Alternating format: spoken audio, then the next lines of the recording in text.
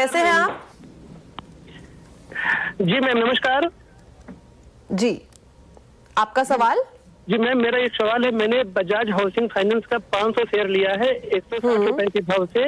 Long term के लिए रखना चाहते हैं, तो भविष्य में क्या इसका प्रोग्रेस रहेगी शेयर की? ओके, कोई स्टॉप लॉस आपने लगाया नहीं, राइट? मैम कोई स्टॉप लॉस नहीं है, क्योंकि मेरा लॉन्ग टर्म का निवेश है 20 ईयर्स का।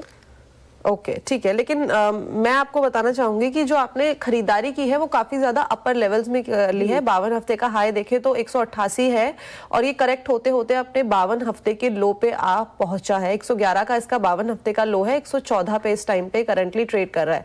बजाज हाउसिंग फाइनेंस ने अगर बजाज फिनसर्व भी देखे तो आज वहां पे भी एक डाउनसाइड हमें देखने को मिल रहा है। मानस सर, आगे की ट्रेजेक्ट्री कैसी है? और एक बार मुझे ये कॉन्सेप्ट भी समझाइए कि अगर हम लॉन्ग टर्म के पर्सपेक्टिव से कहीं पे भी खरीदारी कर रहे हैं तो उस टाइम पे हम डायरेक्टली स्टॉप लॉस को अवॉइड कर सकते हैं, या वहां पे भी हमें फॉर अ सेफर जोन एक स्टॉप लॉस लगाना चाहिए, बेशक वो डीपर हो? तो देखिए कंचन जी, स्टॉप लॉस तो आपको जरूर लगाना है, चाहे आपने टेक्निकल बेसिस पे लॉन्ग टर्म कॉल लिया हो या फंडामेंटल बेसिस पे लिया हो।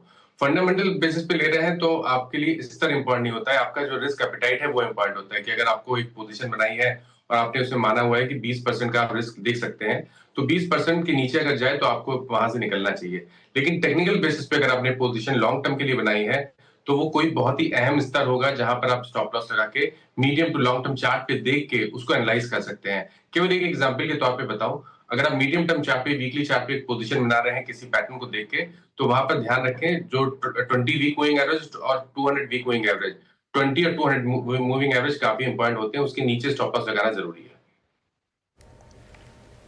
ठीक है, तो ये राय बजाज हाउसिंग फाइनेंस पर आपके लिए आती हुई